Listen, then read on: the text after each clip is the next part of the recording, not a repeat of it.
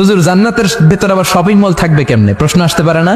সহিহ মুসলিমের বর্ণনা, ইন্না ফিল জান্নাতি লাসুকান, জান্নাতের ভেতরে বিশাল এক শপিং মল থাকবে।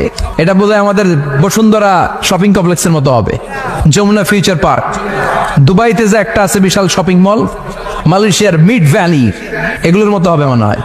কত বিশাল যে শপিং মল হবে। সহিহ মুসলিমের বর্ণনা, প্রতি শুক্রবারে সব জায়গা থেকে বন বন করে মৌমাছির মতো জান্নাতীরা ওই শপিং মলে শপিং করতে আসবে। ইচ্ছে মতো দেদারসে পোশাক কিনবে, ইচ্ছে মতো শপিং করবে, টাকা দেয়া লাগবে না, ক্রেডিট কার্ড লাগবে না। সুবহানাল্লাহ পড়েন। ইচ্ছে মতো শপিং করবেন। দুনিয়াতে একটু কষ্ট করে হালাল উপার্জন করে খেয়ে যান। আল কানাআতু মিনাল ইসলাম, অল্পে খেয়ে তুষ্ট থাকা আর আল্লাহ শুকরিয়া করা, এটার নামই ইসলাম। অল্প খাও, অল্প পড়ো, অল্প জমাও, অল্পের ভেতরে বরকত ঢুকাই দিছে কে? অনেকে দেখবেন অনেক খাই খাই নাই নাই করে, এটা যাদের স্বভাব তাদের কখনো বরকত হয় না।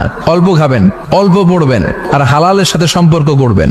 আল্লাহুম্মা কফিনি বিহালালিকা আন হারামিক ওয়া আগনিনি বিফাদলিকা আম্মান সিওয়াক। বিষ্ণুনবী দোয়া করতেন, আল্লাহ হালালকে আমার জন্য যথেষ্ট করেন, হারাম থেকে আমারে বাঁচিয়ে রাখেন। পড়েন আমিন। হালাল অল্প হলেও হালালে বরকত আছে না নাই? হারাম বেশি হলেও এটাতে কোনো বরকত নাই, ঠিক কিনা?